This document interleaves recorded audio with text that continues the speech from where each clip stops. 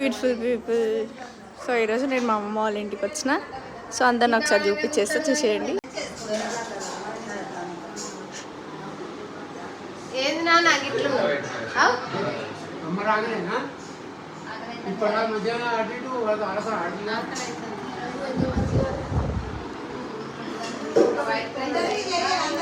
మా అమ్మమ్మ వాళ్ళు వంటలు చేస్తున్నారు. మా అత్తమ్మ, మా రెండో అమ్మమ్మ, మూడో అమ్మమ్మ నీ వడలు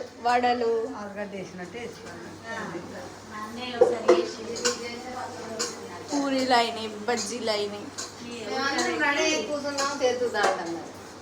చికెన్ రెడీగా ఉంది చేయడానికి. మా కన్నమ్మ మాత్రం బజ్జుంది అంటుంది.